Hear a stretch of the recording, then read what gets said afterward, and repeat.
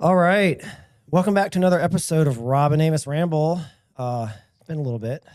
I feel like I say that every time we do a podcast. It's like we're having trouble staying in the groove and making this a regular thing. But we're trying to get back to it. We have a great guest with us today, Avis. We have Kati.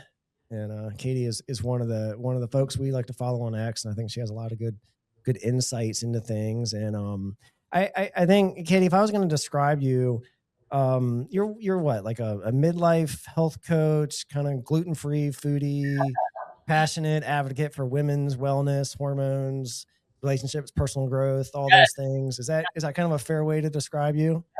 Spot on. Okay, cool. Anything I missed in there? I mean, anything else that you're kind of passionate about and sharing with your account out here on X? I think that about covers it. I think you touched on all the main things. Midlife health coach, yes, and I purposely kept the relationships in my bio. So when I first got started on X, I was primarily talking about relationships, everything I learned from my divorce. I even tried to dabble in doing a little relationship coaching. So that's where my cover photo comes from, anyways. And so, but I still, as I made the shift to talking more about health, I still am very passionate about better relationships and great marriages. And so I wanted to keep that in my bio so that when I talk about relationships, people are like, "You're a health coach. Why are you talking about this?" I'm like, "Nope, it's in my bio. I can talk about it." I like that. It's in my bio. Good stuff. Yeah. Well, let's go ahead and jump right into it. Let's get into some meaty conversation right out of the bat. Why not? Right. That's what people are here for. They want to hear some good stuff, some stuff that may be useful to them in their lives, and maybe, so give them some improvement, and maybe they'll walk away and go, wow, that was crazy. I don't know. We don't know what kind of reaction we're going to get. Right. But we're going to go into it. Tell me a little bit about your backstory. So maybe that's a good place to start, right? So from what I understand, you were married for 15 years, got a divorce, kind of learned some stuff from the divorce. I mean, what is the gist of what happened there? Is kind of maybe a good lead in to this conversation. Yeah, for sure. So let me go back a little bit beyond that, because I think it'll set the stage a little bit. I grew up, I'm the oldest of 8 kids, actually, 6 boys and 2 girls. So there's a lot of us. Grew up in a very conservative Christian home, was homeschooled actually primarily up until basically junior, senior year of high school. So was homeschooled up until almost that point. So let me just stop you real quick. I don't mean to jump in too much here, but so you were homeschooled but you did your last like junior, senior year in public school. And I bet that was a heck of a... So private school. Private school. Okay. A little better, but still a heck of a transition, I imagine. Yes. So my dad was coach and teacher, and then got into private school administration. So we moved around a little bit. So yes, ended in private school, and that private school that I graduated from, I was able to play sports there in junior high while still being homeschooled. So I was sort of integrating in, did some classes my freshman year, and then went full-time to school junior and senior year. So, but a very small school. My graduating class was 31 kids. So yes, it was a transition, but not anything like going to a huge public school. Where you had hundreds and hundreds or thousands of graduates. Yeah. Okay. Gotcha. So anyway, that's the background I came from. And went to a private college, again, very small. And so anyways, not too long after college, met and got married. So he was basically my first sort of real boyfriend. Really had very, very limited dating up to that point. We met sort of through church, sort of through online, had seen each other at church, and then ended up, I think it was Match, back in the day. That was kind of the big dating app. But anyway, Match.com. Yeah. So dated for 6 months before we got engaged, which looking back now, I'm like, whew, that was fast. But at the time, there was nothing. He was finishing up, I think, a MBA. And so there was nothing preventing us from sort of, going faster or getting married. So dated 6 months. We're engaged for 5. And so got married, a little over a year after having met. And I was 23, or I think about to turn 24 and 25. So, relatively young, although you don't feel young at the time. Yeah. You feel like you know it all. You're ready to tackle the world. Yeah. So like I said, nothing holding us back, was very aligned. Families were aligned, met in church, everything was good to go there. And, but looking back, now after everything I've gone through, I'm like, man, that was quick. So, anyway, so couple, everything was good, started married life, and, couple years in, had our first daughter, no complications there. I wanted to, as with any young married couple, I think we did like a weekend counseling thing, like a weekend church thing, like this sort of 48-hour, like, okay, we filled out this personality test. We're good to go. Like, we're good. And had a brief conversation around kids and all that. So, I ended up wanting to have kids sooner than he did, but a couple years went by, had our firstborn. After a couple years after that is sort of where our story there started to unravel a bit, or go through some challenges, I guess. So I have two daughters, and ended up having 4 miscarriages between the 2 of them. So, I haven't done a lot of looking into this, but I know there are stats on couples who lose a baby or lose a child or miscarriage and things like that. And much less going through that 4 times. So it was traumatic, to say the least. And the hardest thing I'd ever had to walk through, and then my divorce later, but up to that point, the hardest thing. So anyways, after we had our first, a couple years after that, tried to, started experiencing a couple miscarriages, went down, had my OB ran a full panel to figure out what was going on. After the second miscarriage, some health issues started to come out around that time, and started to make some changes there. And so anyways, fast forward, went through life. That was a hard time of life for sure. But had our first, and, continued on, moved into, a second home, and continued to go through the fertility journey to try and have another baby. Our daughter at the time was asking for a sibling. We knew we wanted to have more. So, speeding up a little bit there, I guess around 2014, we were sort of in the thick of looking into some fertility treatment. So not doing IVF, but like seeing a reproductive endocrinologist and sort of seeing what we needed to do there. And if, for anyone who's gone through this, knows that once trying to have a baby moves away from like fun and exciting to like a job, and it becomes very stressful and very, it's just a different dynamic. And so not only having gone through the losses, but now we're in the thick, stressful of trying to get pregnant again and keep a pregnancy.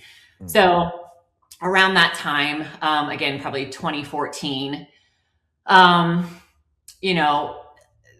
was super stressful, and had a little blip, sort of the first blip in our relationship there, which was some emotional connection outside of the marriage, right? So that right there should have been a flaming red flag that our relationship needed some attention. Was this on your end, his end, both ends? My end. Yeah, okay. And so should have been a red flag, right? That we needed some help there. And so we talked about that, told him what, sort of what was going on. We talked about that, but didn't really dive deep sort of into it. About, sometime later, 6 months later, ended up getting pregnant with my youngest, who now call my miracle baby. And so, life happened from there. That was a very redeeming, but also hard pregnancy to walk through, because we were hoping to keep it this time, and ended up did, which was amazing. And so, so then he's at work, I'm busy taking care of a newborn and a 5-year-old. So life continued, right? And so, as with every couple, you either grow together or you grow apart, right? Those are sort of the 2 choices. And so, I'm taking care of little kids. He's focused at work. And so, for us, I feel like, there was a lack of intentional growing together. And so there was then a growing apart, just the way life was taking us, his work hours, me focusing on the kids, him focusing on work, etc. So fast forward again, then we get up to 2020, which is about 5 years after we've had this miracle baby and life has continued on. And so 2020 being what it was a crazy, crazy year, right? For so many of us. And so people. Yeah. I feel like that was such a defining 2020, 2021 was such a defining time of life for me. There was like, I have life before that and I have life after, and they look completely different. It's almost hard to even go back. So anyways, 2020 happens. I was working from home at the time, part-time. Girls were in school. He's working. 2020 happens. Everybody comes home. We're all under the same roof 24/7, right? So I think for many couples, it either brought them closer together that time or took them further apart and exposed I feel, what either was there or what was not there. And in our case, I felt like it exposed what was not there, which was a general lack of connection and strong bond and strong relationship. So 2020 was very hard. My oldest was sort of losing her mind because she wasn't in school. You know, they were home doing virtual. Gymnastics was not happening anymore. She had no physical outlet. So basically just sort of that time was like very like hellish, if I could use the word. So now I'm trying to work part-time. My husband at the time was trying to work from the kitchen table. My youngest is on the other end of the kitchen table with all the markers, and my oldest is losing her mind because there's no physical outlet. So it became sort of the groundwork for the perfect storm. Yeah, you're painting quite the picture of a pressure cooker. Yeah, thing, right? Yeah, it was not good at all. So here we go again, round 2 with this. Another situation of emotional connection outside of the marriage again. And, you know, at this point I'm like, okay, why is this popping up again? Now, again, I told you we didn't really sort of dive deep into it the first time. So now here it comes again. And all of the stress and the pressure. And it was just, like I said, it was the sort of the perfect storm. So I see this start to happen again. I go back into therapy. I'd been in therapy years before. Go back to that same therapist who I now haven't seen in 10 years. And I'm like, so a few things have happened since I saw you last.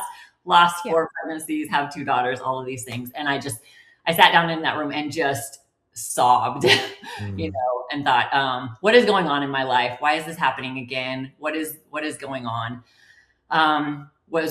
She sort of got me through 2020 and 21, just sort of started to unravel some things in my childhood, how I was raised, maybe some things that I did not get from my parents, and sort of, you know, just sort of unpacking all of the things. And so all of this again sort of created the perfect storm and led to the divorce that took place in 2021. But now we did do a last ditch therapy effort, which, as I'm sure you've heard stories of, there is a point, sort of, at least what I found, of what felt like no return, where it's like, we can't fix this. Yeah. I'm sorry to jump in, but so when it came to the divorce, I mean, was that something you initiated? He initiated? It was me.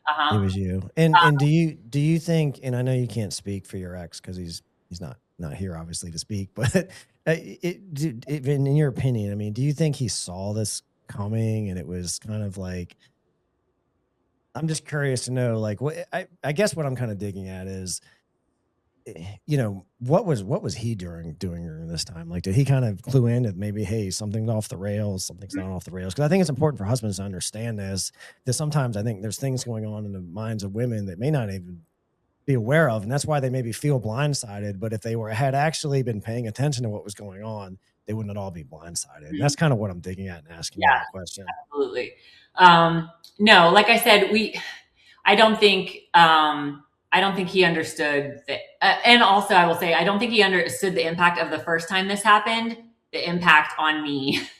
And just even though it was basically what we could say is like almost nothing, like very short, very like, but so no, I feel like he was blindsided to a certain extent. And I did not have the wherewithal, and neither of us, and had the communication skills to, as this was occurring, to go to him and be like, hey, this is what's going on. I feel like I'm sinking and drowning. We need to get on the same page and fix this and start talking about this. Like, none of this was happening. Yeah. So one of the things that Rob likes to say is, the hard conversations, they're going to happen at some point in time. Ideally, like you're saying, like if you have it together, you do that before the end. But at the end, it always comes out at the end anyways, right? So you're going to be having them with yourselves. You're going to have them with attorneys involved or whatever. It's going to happen. Yeah. So we did a last ditch, had to be virtual therapy. So we sit at the kitchen table, shoulder to shoulder with this woman that neither of us know that I've selected. I've selected, right, to try to find someone. And we have this first call and it does not go well. And it leads to a fight that evening. And at this point, and that morning I had gone and looked at, like an apartment, right. To sort of like so anyways, that evening, large blow up fight. And, I signed the lease on the apartment and sort of, so, I feel like without going over, and I'll share more of this, but every little back detail, my fear is that someone's going to hear my story and be like, wow, there was nothing even going on wrong in your marriage and you just blew it up and like couldn't communicate without this and all this. But as you know, there's always more to the story. So there's always more. Yeah.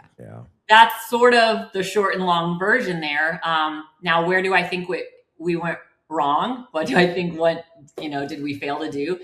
I don't feel that either of us chose wrong. I think we made a fine and a great choice. There was nothing wrong. And at 22, 23, 24, you change, right? You're going to change. Yeah, know yourself as well as you can in your early 20s. So. This is something that really is like one of my pet peeves that I see people all the time, and people that I love, like that we follow on X, and I do agree. It does matter who you pick, right? But that is not the end of the story. And I think that's kind of where my pet peeve comes in is like, they're just like, well, just pick the right person. And if your relationship didn't work out, you picked poorly. And it was like, no, like you can pick the best person, but if you don't care and feed and reinvest and keep reinvesting in that even that right person may not be the right person when you get to the end of that process. And I think that happens to a lot of people, a lot more people than they realize. Yeah. So, I felt like, as time went on, he had a work schedule that often kept him busy, later in the evenings, busy. There was definitely a busy season every year that seemed to grow longer and longer. And so, but I do think it boils down to a lot of a lack of intentional growth together. And I just, it's either like you're going to grow together or grow apart. So, when you don't have kids, you're doing Friday night, date night, go out things, but then life happens and all the things. So, just lack of, yes, date nights, but that's too simplistic to say like, well, date night stopped having, but even take date night off the table, just regular communication, regular check-ins, regular, how are you doing? How am I doing? How are we doing together? Conversation, making time away from the kids and getting away and things like that. So all of these things, I felt like, again, 2020 sort of exposed the lack of foundation I felt like that we had. And here it all felt like crumbling down. And, just to speak to a little bit more of the situation I found myself in 2020, 21, it was the worst time of my life. And I vowed to never again put myself in that situation ever again, where I was sort of being dishonest on multiple fronts. I felt very stuck I felt stuck in a marriage where I wasn't getting what I needed and wanted, and in this pseudo emotional thing where I wasn't getting what I needed and wanted. And it was the worst place ever to be. And I was like, I will never be in this situation again. I will never feel like this again. I will never allow this to happen again. But it was awful. Yeah. I can imagine the foundation was truly shook. If I'm tracking, you have 5 years of 4 miscarriages and then a pregnancy, which you're going to protect with the dearest of your life. So like, there's no spontaneity during that time. Like intimacy is not what it should be because everybody is paranoid, right? And when you're trying to make the baby, it's intimacy is gone. It's because no, not this day, but yes, this day. In fact, these 5 minutes, like it starts getting very methodical. And I could see how that could like tear down, start making tears in the relationship for sure. Yeah. Yeah. And Yeah, too, and I guess on your ex-husband's point of view, like or any husband really in a situation, if you're not connected to what's going on, you don't actually see what's happening. It's yeah, it's like the perfect storm. No, Yeah. yeah, I think my therapist threw that out, and I was like, yes. Yes. yeah. It definitely felt like that. Um. So I mean, what is the biggest takeaway from that for you? I mean, you sounds like you've made some kind of, I don't know if drastic's the right word, but it's definitely some attitude shifts Mhm. out of that and some different, just viewing things in a different way. I mean, what's the big takeaway there? So a couple of things, and I remember I think I put this on a post a week or so ago on X. I had a emotional moment. My youngest actually got baptized in the church that I attended with them for all those years about a week ago, and that was my first time back in the church since I had been there going through all this, and it was just an emotional day. But I remember sitting there, and someone had sent me a text message. I was stuck in the thick of this situation, and they said, you are relying on other people here to try to make you happy, and you're refusing to do what you need to do to make you happy, which I felt like at that time was to separate. And so once I made that decision and I did move out, and we had actually, when I moved out, we had the divorce came months later, but needed that space.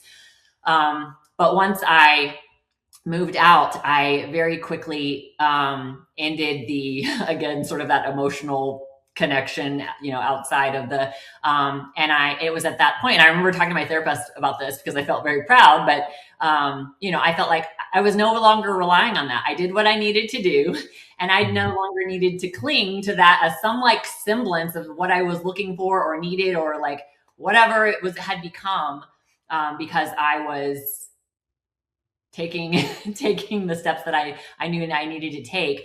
But at the time, in the chaos of 2020, and like I said, it was a very just awful experience. It was like this one thing I was clinging to, as awful as it was, and it was destroying my health and destroying of just some semblance of like someone who was interested in me and someone who I could talk to and someone who, validation or whatever I was getting there. I no longer needed, because I had done what I needed to do. And so, but what I pulled from all of this, multiple things, and but I think the biggest thing is just a lack of communication, a lack of intention to grow together, being on the same page. Hey, what do we need to do to make this relationship amazing? Does the work schedule need to change? Do we need to change something here? And so just a lack of communication was huge. Lack of intentional growth together, time together, and allowing each other to change, but appreciating the other person for who they are, quirks and all. I sort of felt like at times it was a bit tolerated more than enjoyed or appreciated. So just all of those things that come into play there. And Yeah. Do you and I'm not sure that I can kind of glean this from your story so far, but you and your husband, your ex-husband, you guys were active in the church and all this leading up to this, and this was still going on even when you got divorced. Like that was a constant, like. So once I moved out, and then there was about, let's see, 5-6 months before the divorce was finalized, then I was no longer going to church. But up to that point, Up to the point you guys had been as a family, as a couple. Yeah. I mean, and I mean, where do you think,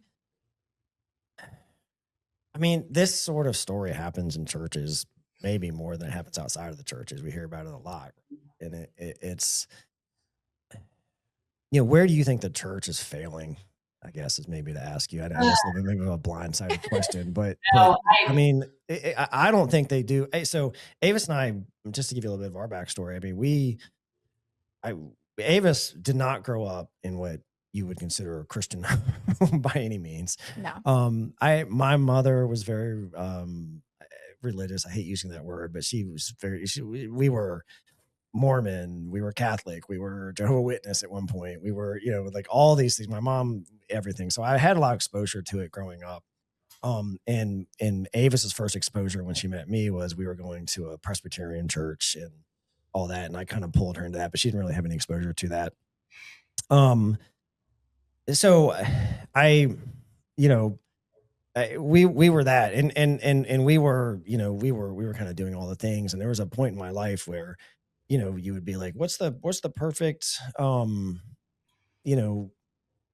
image of what, a good body of the church member, is, and all that other stuff. And they probably would point to me. And we walked away from all that stuff. I haven't been in church in years. There was just so much crap going on that once I kind of woke up to it, and just a lot of the thing, and I don't want people to mishear me. It's nothing to do with God at all. It's a bunch of broken people running churches with broken motivations and all these other things. And, my relationship with God did nothing but get better when I walked away from that environment. And I think there's just a lot of crap going on that's not necessarily healthy and helping these marriages and so forth. So kind of just as a lead into why I'm asking you this question, like, you're not going to hurt my feelings by telling me, where do you think the church, where did it go wrong? Where did it fail you guys in your marriage? If you think if they had, and I love seeing some bits of this discourse on X. I've seen Pat Stedman talk about it. In fact, I think I love his content that he talks about here, because I think he's taking both sides and trying to be like, how can we pull this all together? But I don't think the church is talking, it's quiet when they're talking about better marriages, relationships. Like, it's like, don't have sex, get married, and then there's no other conversation. It's like, there may be a course for like a marriage renewal, like a class that they sort of offer, but there's no ongoing support of like building amazing marriages, I feel like, in the church or just in general.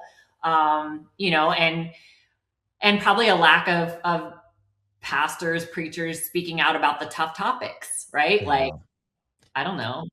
I think it all goes back to shame. I think a lot of churches are really, really mixed up on the shame topic.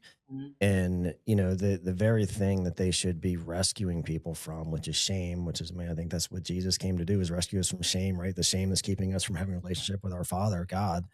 And they're using that to, in the church, to try to control people, and then these topics like sex is like one. Like, there's a ton of shame around talking around sex in the church, right? Like, you're never going to find a pastor going up and having a real conversation about sex. Maybe I shouldn't say never. I haven't been to all the churches. Maybe out there is, right? That exists. But the majority of churches, like, you're just not going to find the conversations that really matter.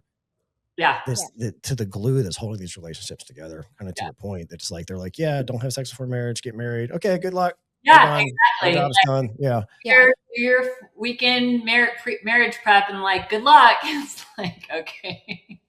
Yeah. Or even like warning of like what we're talking about here, potential pitfalls. Hey, at some point in your marriage, this could come onto the table, or like, these things, or like, prioritize this because life is going to happen, and you're either going to grow in, so even talking about hard things, like, was there, I'm curious, because this is something there's a lot of, I call the red pill bros, but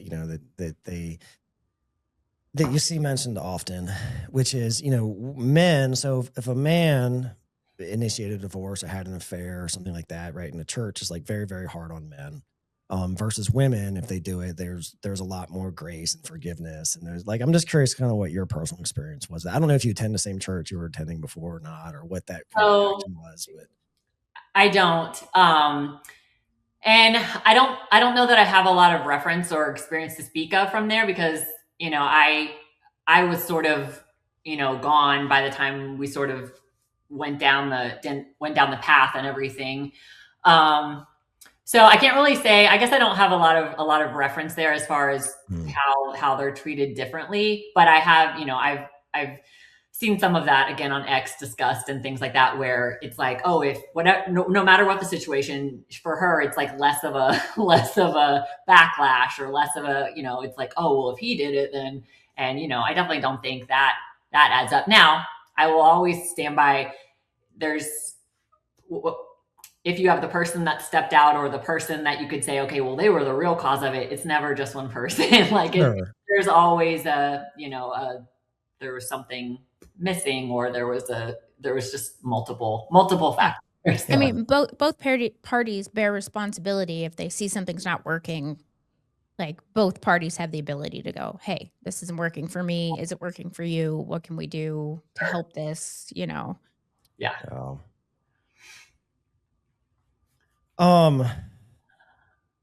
Yeah, I don't know. It's these relationship topics, and part of the difficulty is it's I like to say none of this stuff is absolute either. That is also part of the difficulty. Is it's not like, even if you had this perfect book of rules and you say the do's and don'ts, and like if I follow this exactly, like my marriage is going to be great. Like it's not really the case, because there's other nuances and dynamics that are just, and not everything covers it.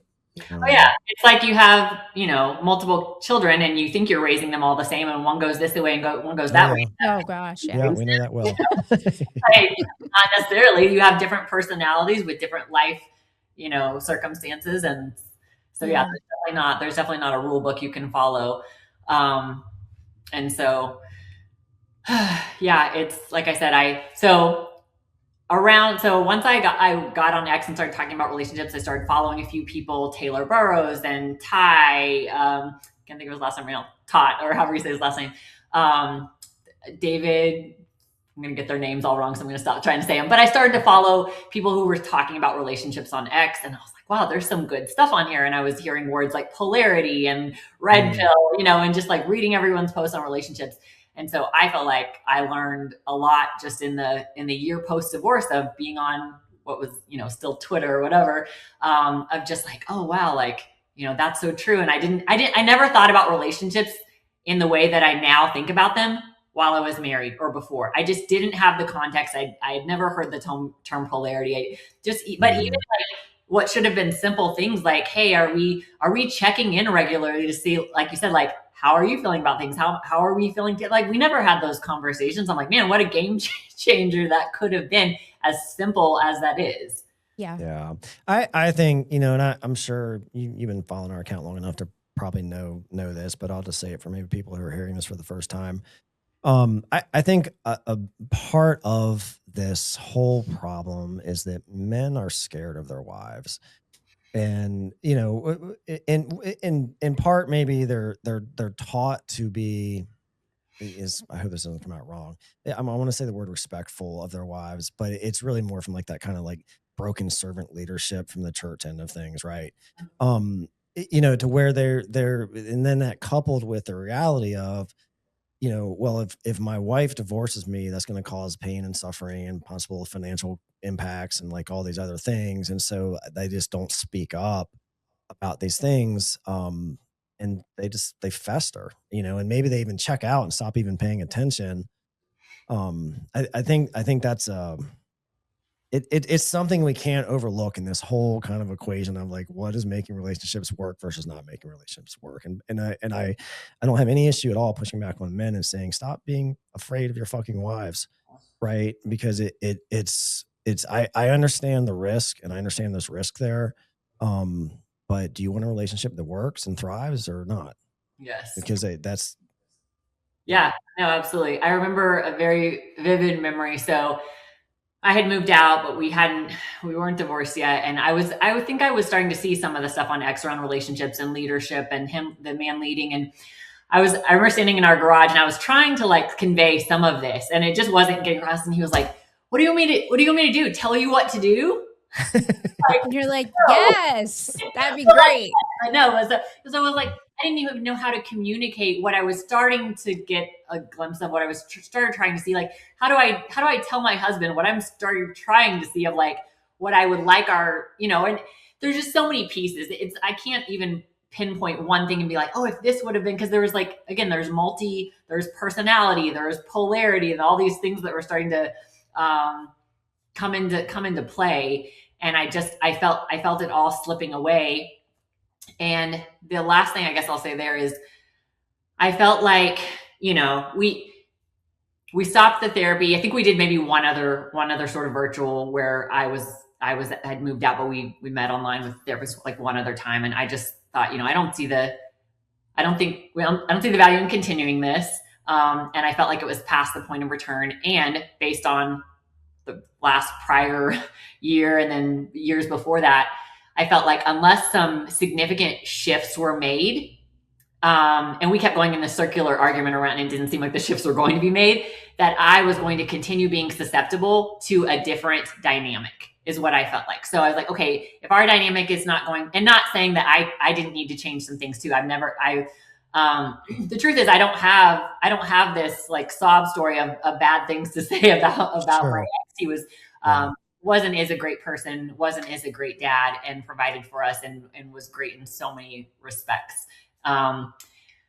So I think there's a ton of really, really good men out there that just never really got the education that they need on how to actually lead a marriage. And I, not to say I don't want to alleviate. I mean, women have responsibility in that too, right? And women have to make themselves available to be led, but they don't know what to do. Mhm. And I think that's what it boils down to, is like they're afraid, and even if they weren't afraid, they don't really know what they're supposed to be doing. And that's a big gap hurting a lot of marriages. And then you kind of couple that with, all the other things we hear about, women coming in and wanting to be independent, and, all these things that just, it kind of creates that whole festering environment that doesn't end well. Mm-hmm. Yeah. Wow. So I don't know if there's anything else you want to say about that or not, because I do kind of want to ask you about some other topics too. Yeah, no, absolutely. No, I think I was just sort of wrapping up by saying I didn't feel like we could salvage it. It felt past the point of return, and I didn't see the dynamic shifting in the way where, like I said, I felt like if things didn't change and we continued on the course, that I was going to continue to being susceptible to a different dynamic that looked and felt different. And I didn't see us fixing. I felt like we were past the point of a return, which is, if I was going to encourage someone, like, do these things before you get there, and I've even heard people say this on X, there is a point where it becomes very hard to turn around and like come back from. Yeah. Too much damage, too much trauma. Once you get to a point, yeah, it's kind of, there's been a lot of maybe I shouldn't say a lot. I know Rollo and GIF have been kind of good. Do you follow GIF Losta? I don't know. I've seen him, and okay. Yeah. And Rollo, I don't know if you follow Rollo or not, but there's been some kind of back. Rollo had made a post about, like if your wife hasn't had sex with you in 6 months, like just divorce, it's done. Like there's no coming back from that kind of thing. And, GIF was, he didn't agree with that necessarily, but I was just kind of curious from your point of view. I mean, is there, like, how do you know in that point of no return? Like, what is the measuring stick that you would? And I think a big, and like I said, I can't overplay the impact that 2020 had and how it just blew up our life, or what felt like my life. But one thing that was interesting for me is once I did move out, because before I even knew if we were going to get divorced, I just felt like we needed some space, because it was just like, like a lot of, I basically did not and have not regretted my decision. Now, that does not mean that I have not had major emotional regrets over the impact to our family, and my daughters, and all of that goes into there, because I have. But I felt like it was somewhat telling that of the sort of, again, the sort of lack of what was missing there, that there was not a lot that I felt like I was missing from the relationship dynamic. And I don't know if that makes sense. But I felt like I felt like moving forward, that was what I needed to do. And anyways. Do you think during the marriage you brought your best, like, fit, feminine, enthusiastic, like the best wife you could be? Or do you think there were things that you could have improved upon there? I know that hits deep. I'm sorry. No, I'm glad you said that because that's what I wanted. That was one of the things I wanted to circle back to. Like I said, I'm never going to pin this on like, oh, he wasn't what I needed, so I was susceptible, and like, so no, I was, and I did some of this work in therapy and just everything I've learned of realizing, okay, I didn't do a good job of at times of conveying my needs. I also did not do a good job of loving him probably in the way he needed to be loved as far as love languages when that comes in. We got into a circle, and then it becomes very easy to get into a circular pattern of I'm not getting what I need, so I'm not going to give you what you need, and then and no one's getting what they need, right? Somebody has to be the one to break circle. it. Yeah. So now I can see like, oh, I remember there were times when he would sort of, what do the Gottmans call it? Putting out a bid and you don't respond to that bid. I think now I can look back and say there were times where he was wanting to spend time together. There were times where he was wanting to watch a TV show together and I was tired from the girls and I wanted to go have alone time. Well, I should have responded to that bid. And like, so yes, there are, now I do think I brought I like the fit, fun, feminine. I've always been into fitness and prioritized that. He did a good job of that as well. And so, and I do think feminine. Yes. Now I do have thoughts and opinions on working moms and how that takes away, can take away the femininity there, just the struggle and stress of all that. But are there things that I think I could have done better? Yes. Communicated better, responded to certain bids, prioritized, and conveyed my needs. But it's like no one teaches you how to do that. And when you're trying to learn it in the thick of the chaos, it's okay. It's now I know, but it's like it wasn't even a concept then. Like, it's very like, again, it was very turning point. Yeah. We've had some spicy discussions over the years trying to like work through all that and figure it all out for sure. So, I was going to ask you something and it slipped my mind here. What was it? You don't know. You can't think for me. No. Even after all these years. I try not to. It's very disappointing. It's very disappointing. It'll come back. Oh, the work. I want to circle back on the work thing. So, so you know, what do you think the ideal is? Because I would say, you know, I don't think the ideal is for women to be in the workplace, but I want to kind of caveat it to say, I don't think it's fine. I don't have any issue with women working. Women want to do whatever they want to do. You know, that's fine. But if in a relationship, if she is bearing the pressure of that being needed income, that adds additional pressure that I think is just not good on the relationships, right? And I think that's where a lot of stuff, because I would not see it as a woman's, you know, in the whole talking about the polarity, she's not supposed to be the kind of keeper and provider of the family. And when you put that stress on her shoulders, that that she has to also play that role alongside of the men, I think that causes some issues. And I'm just kind of curious because you kind of were kind of touching on that a little bit. You know, what your thoughts are there. Yeah, for sure.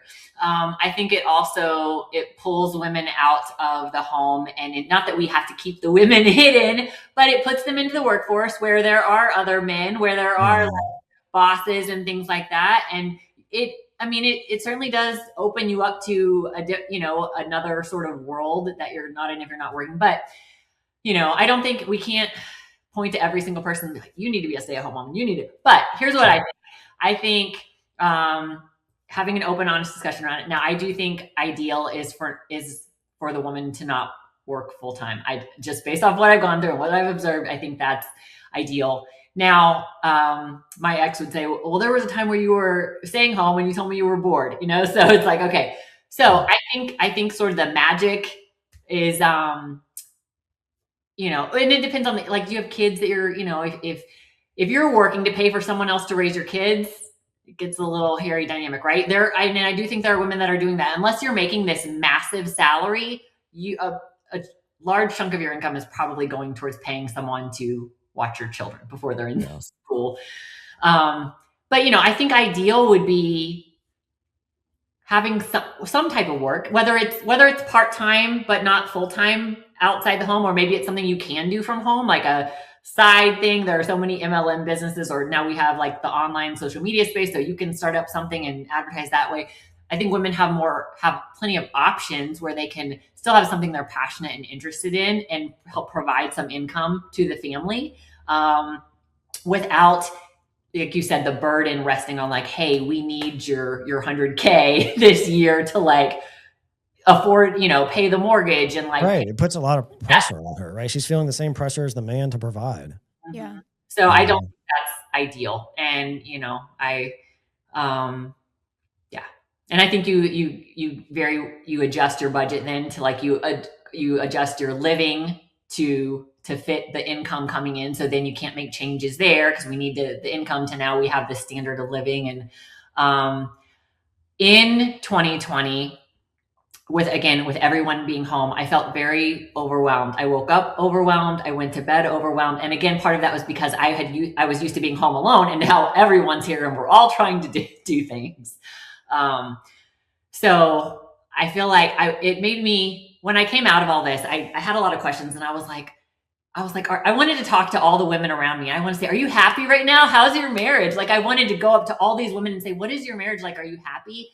What are the dynamics? Do you feel overwhelmed in life? Like, are you, and again, that was a crazy year, but it made me want to do a little digging and talk to people and be like, how is everyone's marriage? Like, how are y'all doing? Am I on an island or are we all together here, ladies? Right. And so I do think that overwhelmed state, I felt like that was part of why I felt like I needed to go to live, move out. I was like, my health was breaking down. I was having which I had a history of bad PMS and hormone imbalance, which we'll get into, but like it was peaking because of the situation I had gotten myself into and found myself into and to the point where like I felt almost suicidal PMS. And I remember my ex being, like, well, that's not normal when we had the blow up. And I was like, no kidding. I know that's not good. That's not normal. Like I know that. But I was so overwhelmed. I was just like, I can't keep up this pace. And then he found out he was not going to be back to the office. It was like home. And I was just like, nope, I can't do this. Like whatever we are doing right now, I cannot keep up with. I just like the overwhelm. So now I will say I'm a bit of a sensitive person. I feel things deeper and things affect me, I think, more than maybe the average female, because I know there's women out there who are killing it or seemingly killing it. Their mom and their wife, and they're working and they're juggling all the things. No, they're not killing it either. I never hiding it better. I never felt like I did that well. And I was like, maybe it's just me, but like, and so I was like, you can't, I don't feel like you can give, you can't give 100% to your kids, to your husband, and to your job. There's going to be a ratio. And so they're both going to get like maybe half of you, something like that. So I think this is a good segue into the kind of next thing I wanted to maybe talk about, which was the whole hormone end of it and estrogen and all those other things, because I think I don't know that a lot of, at least men, I think women are definitely more in tune to it than men are. Just how much your hormones play into your mindset and how you see things, and and especially estrogen and the amount of estrogen that women carry. Just my own kind of little personal anecdotal story. I started TRT back at the beginning of last year, and I was going to one of these TRT clinics, and that was going in. They were like giving me 1 shot a week. It's pretty high dose, and like after about 4 weeks of this, 3 or 4 weeks of this, like all of a sudden, like, I feel like I want to cry. I'm just like, I don't know what the hell is going on. Right. So like, I'm still learning about all this. And I'm like, what's happening to me? Just my mindset, my emotions. So I go in and, they were like, oh yeah, it's because, it's the amount of testosterone we're giving your body can't use it all. You just turn some of it into estrogen. They're like, how are your nipples? I'm like, yeah, my nipples are definitely sore. Right. They're like, oh yeah, we need to give you an inhibitor. So they give me this inhibitor. Right. So I go from this, like, I'm like super, like just overly emotional, almost like wreck. And, they give me this inhibitor. I take it. And like the next day, maybe day and a half, however long it took, like completely, like just no emotion. It was like the opposite. It was worse. I mean, the stupid example I tell people is you could have come to me at that point and been like, hey, your entire family just died in a fiery auto accident. And I would have been like, oh, wow, that's crazy. Horrible. What's for lunch? You know, What's for like lunch? it's Yeah. just like no emotion. Yes. So it's important, I think, for men to understand women obviously have a lot more natural estrogen than men. And something that I was actually educated on last year that made perfect sense to me when I heard it. And some of the people I've seen it play out in is Avis, you know, we've been around the bodybuilding community off and on a bit with her competing over the years. And I've seen the bodybuilders who are just like their estrogen is out of control and roid rage and all that. And roid rage is really, it's an overabundance of estrogen, right? And so we're giving men, they're having so much estrogen, they don't know how to deal with it. And that's really where the rage comes from. And so being able to kind of tie that back to, you know, what women go through when they're very estrogen dominant. And I know that's something you've kind of talked about. So maybe it's kind of a segue into that conversation. Yeah. Maybe you can. Yeah. And I've even thought back now, like my hormones were likely a wreck 2020, 2021, you know, too, in the midst of all this. Like, who knows if we, you know, now I've not necessarily had the extent of the thought of if those had been okay, we could have fixed everything, but I maybe wouldn't have felt like I was completely losing my mind. Right. It wouldn't have felt like the end of the world. Yeah. Yeah. So my hormone story starts back when we were about to get married. I had not been on hormonal birth control prior and got on it a couple months before we were going to get married. It was awful. I had a horrible experience on it. I was only on it total for probably like 3 months. And then, you know, we're married and sat down. And I was like, I can't do this. I feel like I'm becoming another person and I feel ragey and like, I just is not good. So oddly enough, and I think this has got to be it, my hormone imbalance issues started at that time because I did not have this monthly pain prior. I was on birth control for, like I said, maybe 3 months. The next 15 years were then affected. Now that sounds extreme, but that's when it started. And so I also have a genetic mutation that I found out about through some of the testing with the miscarriages, where I think birth control is contraindicated with this, with everything going on here.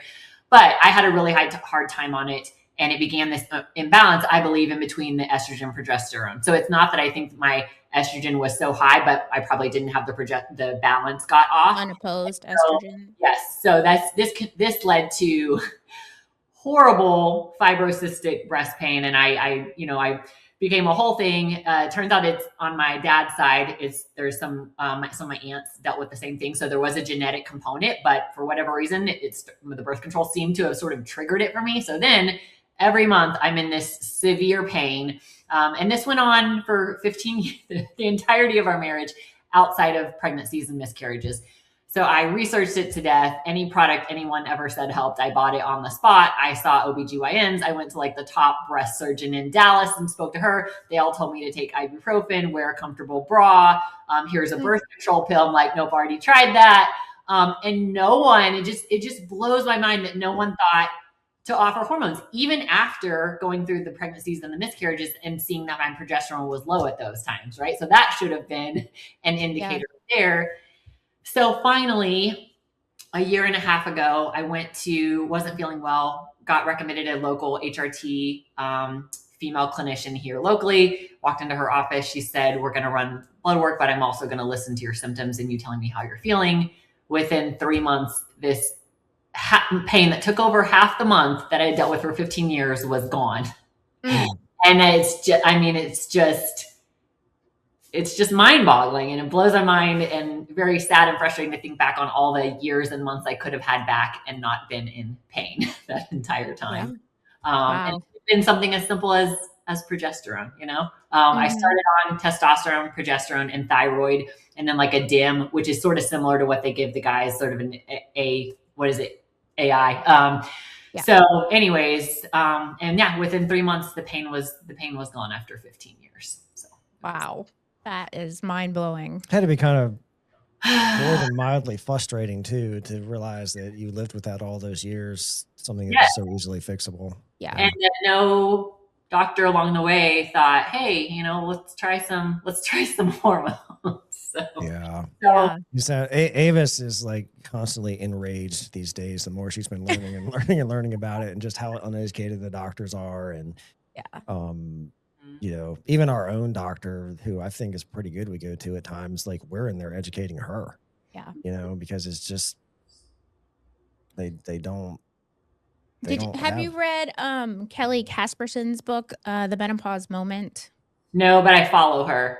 Yeah. So that particular book is, in my opinion, the most succinct education that you can get on the HRT subject. She doesn't push for or against it. She just brings all the science behind it. And I've given that to a lot of my friends who they go in and their doctors put them on a birth control pill. And, they're clearly in perimenopause. And so there's other options. And they read this book and they call me and they're like, I'm so mad at my doctor. I'm like, yeah. Yeah. It's It's wild. crazy. It's like the Wild West out there with the hormones right now. Yeah. It's, like I said, it's just it is very frustrating. Now, I do believe everything happens for a reason and in the time it's supposed to. So for whatever reason, I was supposed to start an HRT then, and now I'm talking about it in my coaching and to women and, and spreading the message now. But like what I wouldn't have killed for to have all those years back and not feel the way I did for literally half the month, many times. And so it's just, it's crazy. Yeah. And so, I mean, how many, because it does also behaviorally kind of impact women, right? And men both, depending on what your hormones are doing. I mean, I often kind of sit back and wonder, like, how many of these relationship issues and things that are happening are really tied to this and nobody has a clue. yes. Like, nobody has a clue. Yeah. I'm sort of starting to make that connection too. Like, okay. And it would be interesting to look at, when are the divorces happening? Is it in perimenopause? A lot of them They are. call the gray divorce. A lot of them are. Let's go check our hormones together before we meet with the divorce, and again, this is not, it's not like we have this perfect marriage and then it's the hormones. It's probably everything, but it is, we can't say that it's not a big player and significant. And I do think, like, yeah, let's spread the message and see if we can save some marriage. Yeah. We were watching some perimenopause documentary, and there's the ladies, I guess there's a forum or something, and a bunch of these ladies are going on and just talking about their experience, and they're basically going to the doctor and they're saying, I don't feel like having sex with my husband. I don't know what's going on. Yeah. And the doctor's like, oh, you're just, you're just aging, whatever. Go home, drink some wine and watch porn. Yeah. And it's like clueless completely of what's happening. Right. Yeah. And I do think that is a major contributor to a lot of these relationship issues, especially that are happening when you're getting around that age. Yes. Yeah. I think hormone testing for women, sex hormones, the big three, should be starting to get baselines in their mid-20s, at least. Because we know that perimenopause is starting as early as mid-30s for some women. And like, you're going into this like completely uneducated. Like, somebody asked me yesterday on the podcast, was HRT on my radar? Was that my plan going into perimenopause? And I was like, no, I had no education about it until I was like, okay, this is not me. This is not my body. This is not my personality. Like, let's start doing some research and digging in. And it's been great because Rob's also, has elevated his education on hormones, because some days I get up and my hormones, they just choose violence. And he's like, you are so mean today, but I know it's just your hormones. So we're going to get through this day and tomorrow's going to be better. Yeah. No, I'm starting to think how great would it be if it was just part of, like you said, the annual physical starting at 30 or 32, or like certainly by the time we hit 35, it should be standard yearly check, like just routine, as opposed to like you have to go to a separate clinic and pay out of pocket. No, it should be part of like the annual physical. Right. Yeah. I'm feeling this, or this. Any of those could be hormones. So let's just start with checking your hormones, Yeah. Let's just go there. I've seen some men on Twitter and their ex, whatever, that, they'll say things like, oh, if your woman ever like has a bad attitude with you, or, she's not constantly on her knees in front of you 24/7 or whatever, like, it's over, bro. Like, she doesn't respect you, all this. And I just, my response to that is, have you ever even met a woman? Yeah. I mean, do you understand their hormones and what's Yeah. happening? And like, yeah, I mean, they can be having a moment in, the next day, everything's great. Life's back. Everything's perfect. Yeah. It's like, there's just a lot of that in education among the men too. And that's one of the things that kind of irritates me with the whole, you see a lot of that in the red pill space. And I think the red pill has a lot of great information. It really does. I mean, I think just strictly as like an information source, it makes a lot of great observations and things of what I know of it so far. And I haven't had a ton of exposure to it just last couple of years. But then when I see the people taking it and turning it into something like your wife can never ever say a disrespectful word to you, is just is not meshed with reality Right. of understanding people's hormones and what's happening, and especially when they're getting to this age of like Perry, where the hormones are just they're all over the place. Even with management, you still are kind of chasing it a bit because Yes. they haven't completely stopped producing in the body. So Yeah. Yeah, but like you said, it's sort of like the extreme. There's that extreme you view, and then the extreme of like maybe a husband saying, "Well, I'll just tiptoe around," and like, well, right, that's not really which is the wrong too. Yeah. solution either. So Yeah, Yeah. yeah. And I think with me, I mean, Avis, I mean, she's definitely had her days and her moments here and there, right? But as a husband, like she said, I mean, it's kind of a combination of between like, don't take it personally, and also don't tiptoe. I don't tiptoe around it, right? Like she said, like I'll say to her, I'm like, yeah, I don't know what's wrong with you today. Just it's your hormones. I know you probably don't even feel like it's that. Just shut up. And I'm like, It's gonna be don't tell fine. me it's my hormones. And the Yeah. next day I was like, okay, I feel better today. Thanks. Yeah. yeah, I'm just, Or maybe 10 minutes later. Sometimes it's just 10 minutes I need. whatever's going on, just close your mouth, Avis, and you're going to get over it. It's going to be okay. Yeah, Right. And she yeah. needs that reassurance sometimes too. It's good. So, all right, cool.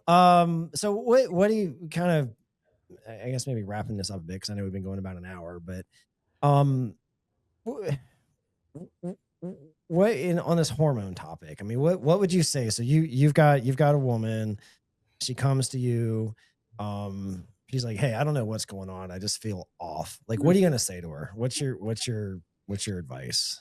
Where does she start? What does she do? yeah. So whenever I work with female clients now, it's primarily nutrition coaching. I'm a certified nutrition coach, but it's not just food. So I touch on all the aspects. So, for a woman that says I don't feel good, it's going to be looking at the diet. What does nutrition look like? It's going to be looking at exercise. Are we exercising? Are we moving at all? It's going to be looking at sleep, which is often a byproduct of these other things, right? It's gonna be looking at stress levels, and then and now based based off our conversation, I was telling somebody this yesterday. I want to say, are you happy? Are you happy in life? How do you feel about your life? Like, what is the relationship dynamic? But certainly hormones, right? Like, meet with. Don't go to your if your doctor that you have right now, your one doctor that you have, is going, or primary, PCP is going to be like, oh, labs are fine, send you on your way. That's not who you can work with. You need to go to someone who like I went to, and now I can refer to her, and I have been, who is going to say, let's run labs. Also, you tell me how you're feeling, and I'm going to look at the labs, but I'm also going to listen to you and hear what you're saying, and we're going to do some symptomatic treatment too. So it really has to be a multi-pronged effect. We can't slap a antidepressant on this woman that says I don't feel good. We can't take her on an ultra low calorie diet and say, well, you just need to lose weight and push harder. Like, we have to, with a woman, even more so than the man, look at all of the aspects and create like a well-formed plan and attack on all these different aspects. But I would probably have her say, start with the hormones, find that doctor who's going to listen, start there. Let's treat there. And then let's start looking at the other things. Let's look at your diet. Cause that's a big, women are running on coffee and snacking off their kids' plates or whatever they've heard, trying to do their husband's diet or whatever their friend said worked. And so I would start with hormones, but we have to look at all the pieces. Yeah. Well, food and hormones, I mean, they're harmonious together, right? Like you can help hormones with food and vice versa. Yes. Yes. So Let me ask you another question from the nutrition point of view. I know this is a big one. Avis would harp on for the next 2 hours if I let her. Like a lot of women are under eating, Yes. you know, and I think that's you know, there's obviously there's a drive for women to be petite, and that's what men find and all that. And I'm agreed, 100%. Please be petite, and you know, all those things that us men find attractive. Um, but starving yourself is not the way to do it, right? And getting proper nutrition, and you might actually find, even if you're struggling to be petite, it might not be because you're not eating enough. That's what I would say too, right? So I'm not trying to talk for you, but you know, Yeah. what would you say? I mean, do you find that to be the case with a lot of women? And I wouldn't say necessarily if a woman is under eating these days, I wouldn't necessarily say it's consciously, because I like to think that we've moved past the age of like, let's ultra diet, eat as low as possible. But I do think women are subconsciously or unknowingly eating too little. Now that could be, it may not even be regards of too little calories, but certainly from a nutrition perspective, like they're probably under eating protein, under eating the wrong types of fats and carbohydrates and things like that, not getting enough fiber. And so from a, you know, moving away from restriction towards nourishment is sort of a good shift for women to take. And so I would say, yes, most women today are probably not underfed, but undernourished, certainly. And so taking a deeper look at nutrition and macros and teaching them that kind of thing, you know, I think can be very helpful, because I would say the average woman today probably is not at the weight that she wants. She's probably heavier than she wants to be. If we just take your average woman out there. Now, some of that, again, the hormones are going to, it changes insulin resistance, and estrogen makes fat, you know, accumulation in different places and things like that. But circling back, what was the original question again? Underfed and underfueled. I think it's more changing what they're eating and how they're eating to randomly grabbing junk food sort of here and there throughout the day. There's not really a structure. Managing it, definitely. So in your opinion, what is your general guideline for protein? Just, I don't want you to give away all your secrets. Because I know you're a coach, but I know, like, and you touched on it too, most women are not eating enough protein. So what is your general guideline just for that macro? General guideline, I would say 100 grams is a great goal for a woman to shoot for. Even something as low as 85, which is going to be maybe closer to that 0.7 times their body weight or goal body weight, as sort of a minimum. So if we can get women eating a minimum of 85, because there are probably days I don't hit 100, there are days I do or maybe go over. But and then when you show them how quickly it adds up to hit 85, it's like, oh, well, that's just like making sure I get protein every time I eat. So that's you're in the 0.7 is a minimum. Yes. And then and that can be based off of goal weight. It doesn't have to be body weight. It can be 0.7 off of goal weight. Right. Yeah. Okay. Good. That's a good guidance. And for women, I think an important thing too, and I'm sure you tell all your clients this, but you know, like, it's not a guessing game. You have to actually know, like, you're setting macros, and if you're not tracking what you're eating, you don't really know, right? So it takes some work. It's not just a thing that happens by accident. Yeah. That's the biggest hurdle is getting people to see the value in tracking. And people say, well, I think I eat pretty good. It's like, what does that even mean? We have you think, but you don't know. The famous, I eat pretty good. And then I get into, well, tell me what you eat. And then we get into, you know, and so, getting them to do the work of macros and tracking. And even if that's only for a time, it's very eye-opening. But it's too easy to not track and be like, well, I don't know why I'm not getting results. And I ate In-N-Out and I ate Chick-fil-A. And it's like, okay, well, and anytime we're eating out fast food, we're guesstimating, right, on the macros. So the more we can eat and prepare food at home, the more accurate all that's going to be. And have you seen, do you have an opinion on the GLP-1 debate? So my experience there has been, I do work with primarily more so men, because it is a men's clinic that's here in Texas that we partner with, but there are female patients that come through the men's clinic too. And then I have worked with a small handful of female patients that are on the GLP-1. I think obviously people are getting results on them. So they are a tool. And, if it's helping someone who was never able to lose that weight in the past, and now they're able to, but I think the keys are pairing them, seeing that as a tool, and you have to pair it with nutrition education and changes and strength training. Otherwise, increased risk of muscle loss. So if we lose drastic amounts of weight, a large percentage of that is going to be muscle. And then if we don't change the eating and nutrition habits and we go off the GLP-1, we're right back at square one. The hunger is going to come back at least somewhat, if not fully or more so. And then we haven't learned anything. We haven't changed anything. So what have we done here? So yeah.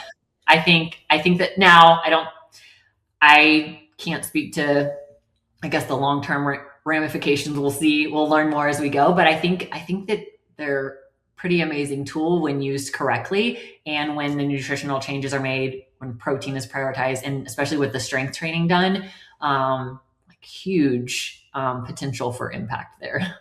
Yeah, agreed. All right, well, all good stuff, Katie. We'll go ahead and wrap it up here. I think that was a good place to wrap it up. So tell anybody who's listening, how do they find you? If they want to get in contact with you, use any of your services, those sorts of things, how do they track you down?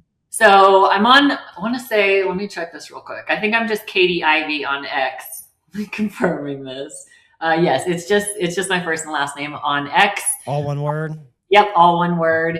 I don't have a website currently, but that's something I want to work on. Anyway, so that'll be coming. I'm on social media, Facebook, Instagram, TikTok. So that's sort of what I'm using right now to grow. And then I'm about to get into some ad space and things like that. But that's where someone can find me. Can reach out via DM either of those platforms if they're interested or have questions. All right, good stuff. Awesome. Well, I appreciate you coming on, having some conversation with us. And hey, I genuinely appreciate the conversation too, and the transparency, just, around some of the things you shared. And I think, again, I don't know you. This is actually the first time we've spoken in person, right? Other than interacting on X. But you seem like a very kind of self-aware person. And I think that is so important in all of us, right? Like if we don't have a good dose of self-awareness, we can't actually address the ththings that we all have things we need to address, right? None of us are perfect. None of us have it all figured out, but without self-awareness, you're just gonna be hard to make progress.